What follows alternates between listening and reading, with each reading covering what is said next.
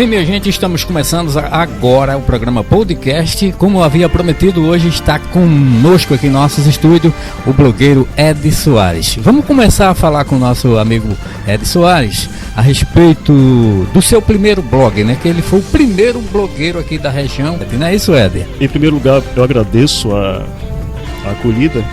É a primeira vez de verdade que uma emissora resolve conversar comigo, que sou de fato o primeiro blogueiro de Barreiros. Para ser bem mais correto, eu comecei a publicar alguma coisa referente à cidade de Barreiros ainda no ano de 2010, quando, logo após as enchentes daquele ano, resolvi fazer um blog, era intitulado Revista do Ed, que eu até coloquei no ar, em que de lá de Curitiba, eu não estava em Barreiros, de lá de Curitiba eu comecei a trazer informações e chamar a atenção das pessoas para a situação da cidade de Barreiros. Então, desde 2010 precisamente, eu venho publicando informações, venho cobrando situações, quando ainda na gestão de Toinho da Coca-Cola, muito antes de se pensar nas eleições de 2012, conforme muitas pessoas acreditam. Há quem pense que o meu primeiro blog é esse. Eu estou no ar há pouco tempo. Na verdade, já venho publicando coisas sobre a situação de Barreiros desde o ano de 2010, mais precisamente de junho de 2010. Muito bem, Ed, você lembra quais foram as dificuldades naquela época, né? Que naquela época a internet móvel era precária, para se carregar uma foto levava meia hora rodando, né? E o Wi-Fi nem se fala. Quais eram as dificuldades que você encontrava naquela época para conseguir leitores, seguidores no seu blog? Naquela época, Edivaldo, era muito interessante porque nós tínhamos um público muito restrito. Para ser bem correto, o meu público aqui em Barreiros, precisamente em Barreiros, era tido com as pessoas de elite. Eu quase não tinha quem lesse as minhas publicações. Então, para poder fazer com que as pessoas que já tinham acesso à internet à época lessem as minhas publicações, eu posso até dizer que eu incomodava-os enviando SMS. Não tinha internet, não tinha WhatsApp, não tinha Facebook. Aliás, estava começando a existir Facebook em Barreiros naquele período. Então, para poder chamar a atenção para as pessoas, eu enviava para elas SMS. Isso era constante. O que é que eu fazia? Eu comprava pacotes da TIM ou da Oi, e esses pacotes eu enviava para uma lista de pessoas as informações que eu publicava no meu blog. Então veja, a primeira dificuldade que eu tinha era ter audiência, porque eu não tinha público, né? A Rádio Litoral FM sempre foi uma das emissoras com mais audiência aqui na região. Eu não queria, lógico, disputar com ninguém, mas pelo fato de ser o único blogueiro dentro da cidade, eu tinha que fazer algo para poder aparecer. E a única forma de chamar a atenção, de fato, era incomodar muita gente dentro de Barreiros, enviando SMS ou o velho torpedo com os links de minhas publicações. Muito bem.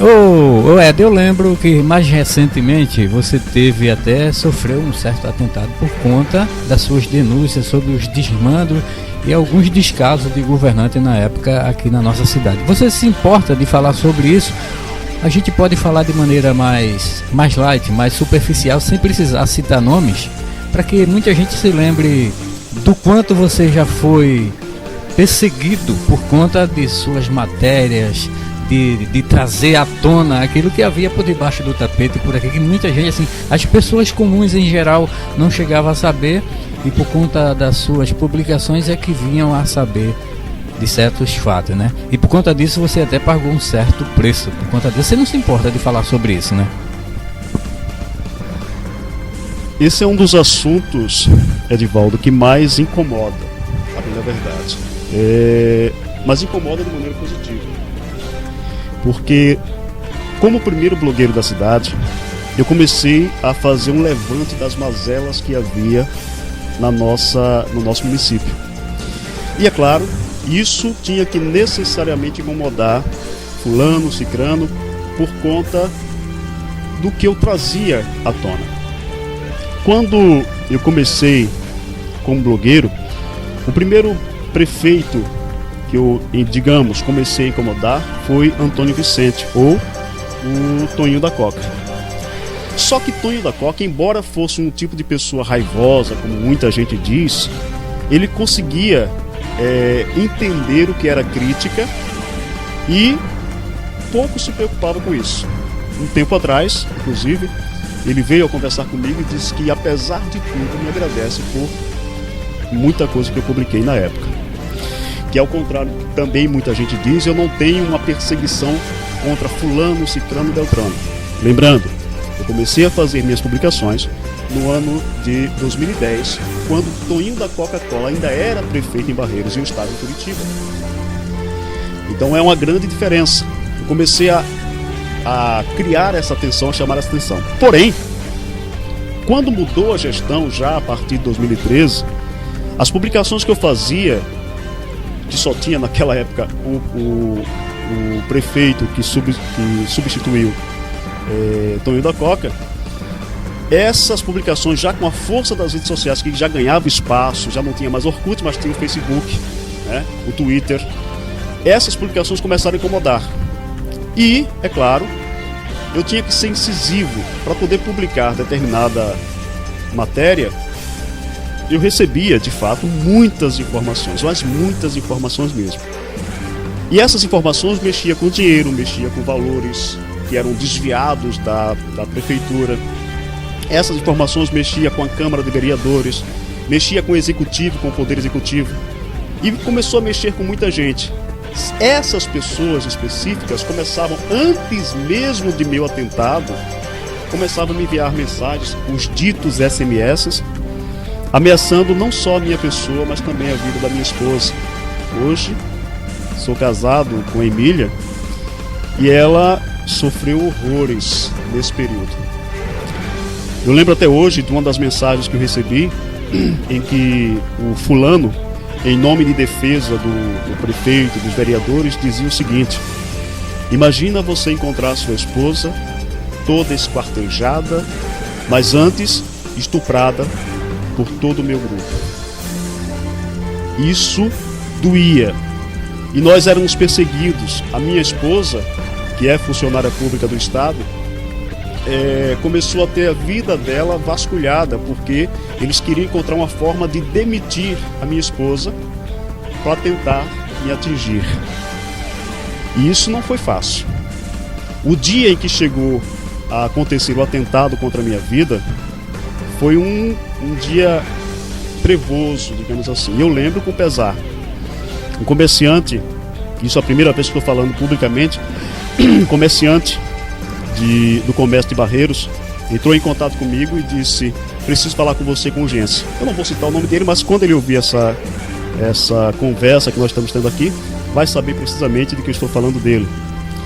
E eu fui até a loja dele. Ele disse: Ed, você tome cuidado.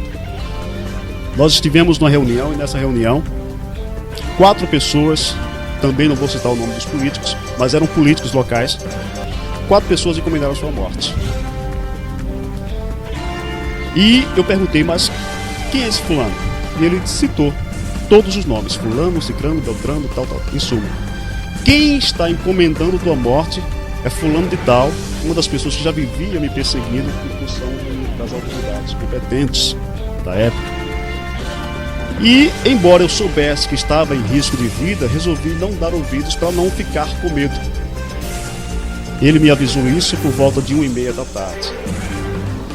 Às 21h30, no máximo 40 minutos daquele mesmo dia, foi quando me aconteceu o atentado.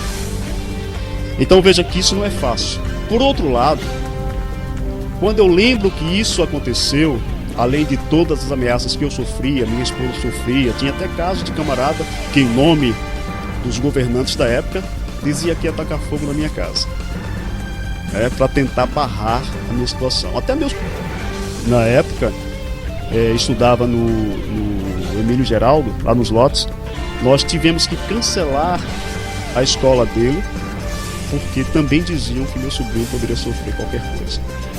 Então não era uma situação fácil. Então, voltando, além das dificuldades que eu citei de começar a divulgar o material por SMS, porque eu não tinha leitores ainda possível, não tinha atenção precisa, ainda tinha esses contratempos que não eram nada fáceis.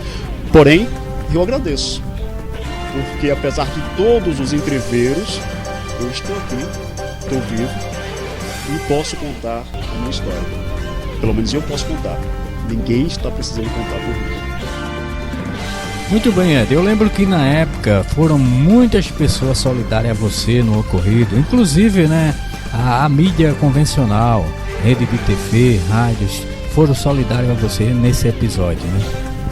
Nesse período é interessante, Dil, que a informação saiu, mas quando me aconteceu o caso, na noite do dia 17 de junho de 2015, quando me aconteceu isso, a mídia local infelizmente divulgou uma mentira, o que hoje nós chamamos de fake news. Por exemplo, como eu contei, o amigo me avisou e pediu para que eu tomasse cautela porque tinham contratado a minha morte, para que eu parasse de fazer as tais publicações que eu sempre fiz. Mas quando aconteceu o caso, o evento em frente à minha casa, a mídia local, a emissora local anunciou que eu teria sofrido uma tentativa de assalto, o que não é verdade. Inclusive até noticiários com toda a temática para tentar desviar o ponto principal, que foi a contratação para acabarem com a minha vida. Mas uma blogueira de nome Noélia Brito, quando soube através do meu amigo Sami Félix, eu tenho que lembrar aqui dele, quando soube do acontecido, foi a primeira pessoa no mundo blogger a divulgar o que aconteceu comigo. A partir da mídia dela, todos os outros se mobilizaram. E foi então que a BlogPE, que é a Associação de Blogueiros de Pernambuco, tomou ciência do caso e começou a espalhar isso tudo, conforme você acaba de dizer, para que outras mídias pudessem publicar o atentado contra a minha vida. Daí então, a TV Jornal, a TV Globo, entre outras, que a gente precisa citar o nome de emissoras, começaram a divulgar o que me aconteceu. Porém, em cima disso tudo, é importante frisar que até o dia de hoje, estamos em 2019, setembro de 2019, nenhuma investigação foi tomada com relação ao meu caso.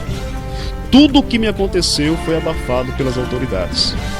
O próprio delegado, ainda lembro, Flávio Sorolla, que naquele período estava no processo de ficar em Barreiros ou sair de Barreiros, o próprio delegado não levou adiante a investigação sobre o que aconteceu comigo.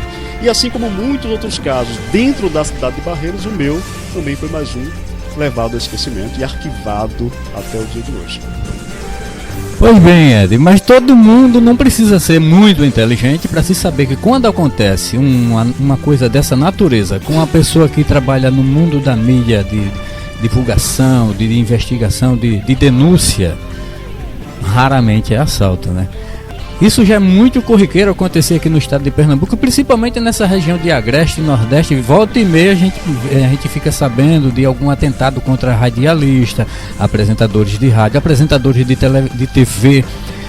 Eu lembro que recentemente a Parbanda de Caruaru, né, teve um apresentador de TV que foi executado por conta de denunciar esses tipos de situações, desvio de conduta política na região onde ele trabalha, na cidade onde ele trabalha, e por conta disso ele acaba pagando com a vida. Isso é muito corriqueiro. Bom, vamos aqui no intervalo comercial, daqui a pouquinho a gente volta com outro assunto aqui, com o nosso amigo blogueiro Ed Soares, um dos pioneiros, o pioneiro em blog aqui na região, aqui na cidade de Barreiros.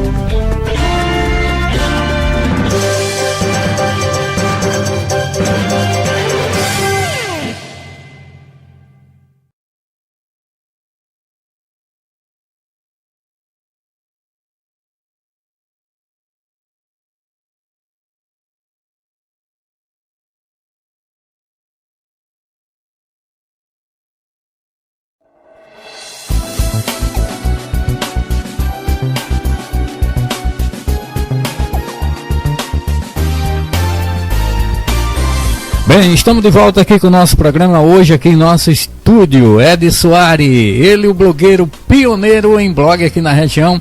Já falamos aqui diversos assuntos com ele. Quero tocar agora num assunto que talvez ele não goste muito, mas é o seguinte: eu não quero ser pretensioso com você, você sabe que eu não seria, porque apesar de muitas coisas, nós somos amigos há muito tempo, né?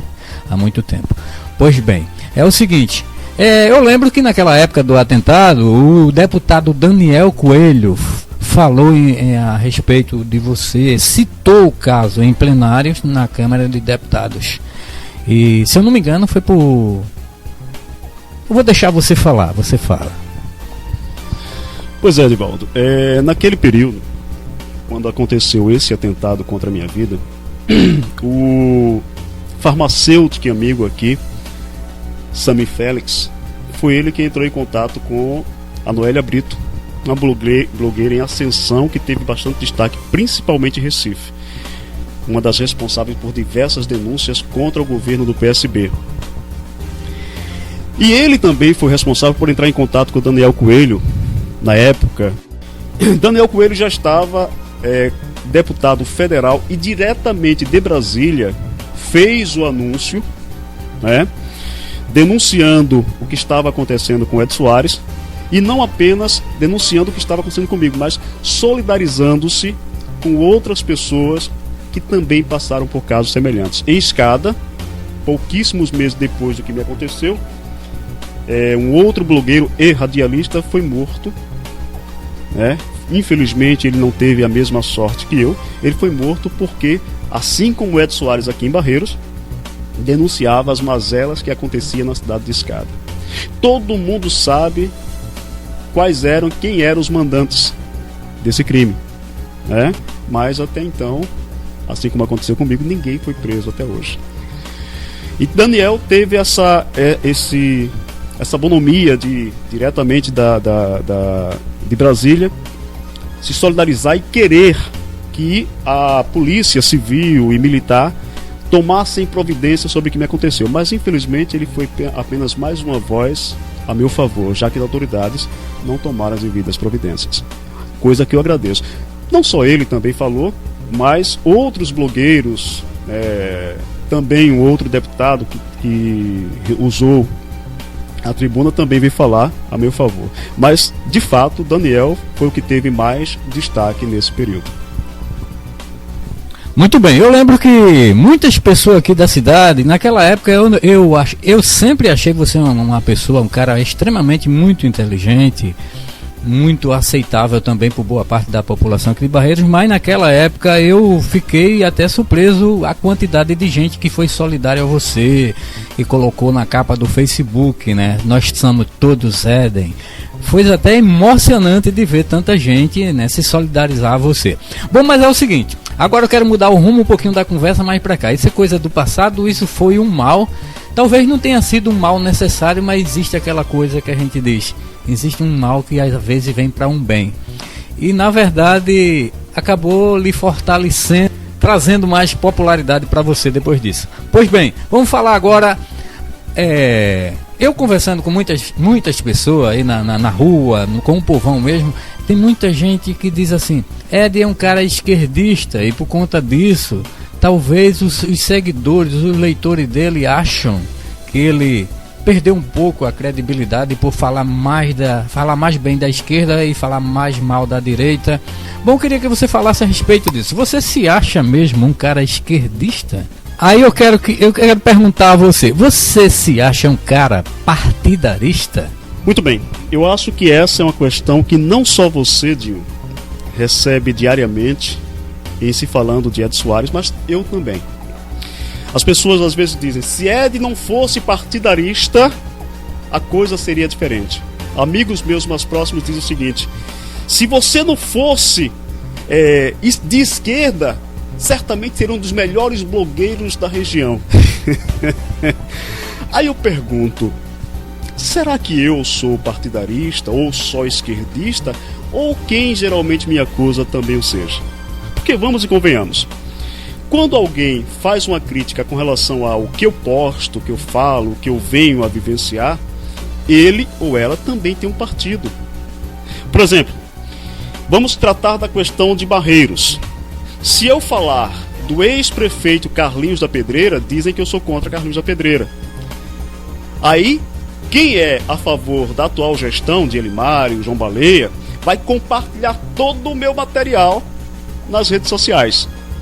Se eu resolver falar de João Baleia, de Elimário, por aí vai, a turma da oposição, ligada a Carlinhos, a Beto, qualquer outro, vai dizer: olha, ele está falando bem, porque eu estou metendo pau, entre aspas, na gestão atual. Agora, quando eu falo dos dois, começa uma divisão, porque daí, necessariamente, é o blogueiro partidarista. Agora, vamos falar de partidarismo? Quem é que não tem partido em se falando de rede social? Quem é que não tem partido no dia a dia? O meu partido, ele não tem uma definição. Meu partido é a minha cidade. Se eu defendo a minha cidade, eu não tenho que olhar A ou B. Eu tenho que objetivar, de fato, quem está certo ou quem está errado.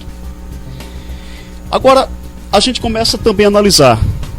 Ed Soares é o blogueiro que tem partido, pelo fato de que eu já me autodenomino esquerdista. Sou de esquerda. E vamos e convenhamos, a esquerda no Brasil foi a única militância que impulsionou direitos trabalhistas, que impulsionou lutas e revoltas, que fez acontecer. Foi por culpa da esquerda que nós tivemos diversos progressos, porque somos progressistas. Foi por conta da esquerda que nós tivemos uma luta a favor da educação vencida, porque a esquerda, quando esteve no poder, instituiu diversas universidades, faculdades, ampliou a educação, apesar de ser tão combatida nos tempos de hoje. E o meu partidarismo é por minha cidade. Se você observa direitinho, eu não publico no meu blog coisas sobre o Estado, sobre o Brasil. Muito raro eu falar sobre isso, mas eu publico coisas sobre o meu município, sobre a minha cidade, sobre Barreiros. Então o meu partido é Barreiros.